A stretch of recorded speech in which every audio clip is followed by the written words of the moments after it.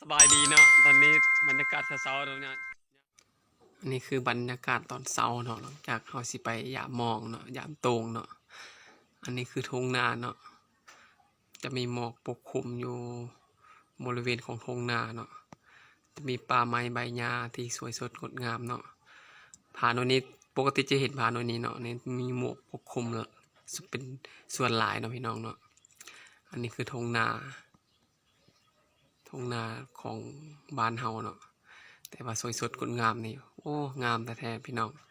ช่วงนี้เนาะช่วงหมอกลงมาถือว่าฮอดบอนใส่ยามมองเนาะยามมองตอนเช้าเนาะบรรยากาศดีเนาะเห็นหมอกมันจะของจะมีหิมะเนาะเนาะ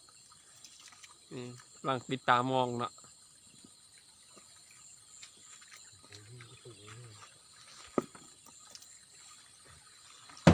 มือ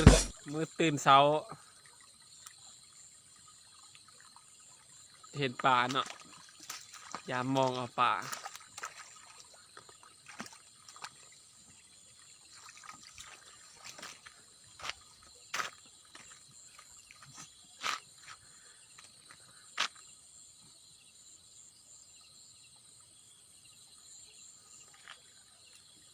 อันนี้เป็นวิธีชีวิตของชาวบ้านเนาะตอนนี้เนาะ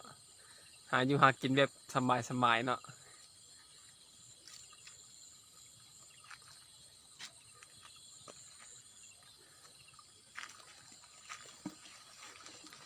มาเก็บปลามองเลยเมื่อพาถึงมองแล้วเราก็สิได้เก็บปลามองปิดปลามองหลังจากปิดปลามองแล้วเราสิได้ไปยามโต้งพี่น้องเนาะนี่กำลังเก็บปลาพี่น้องเนาะปลามองก็ถึงหลายพอสมควรอยู่เนาะมองก็ใส่ไว้ไม่นี่แหละใส่ไว้ตามทางนี่แหละเวลายามปลาลงมันก็ถึงจากหอดโต้งแล้วเนาะยามปึงปลาเนาะอ๋อปลากินแล้วได้อยู่พอดีก้อยเนาะ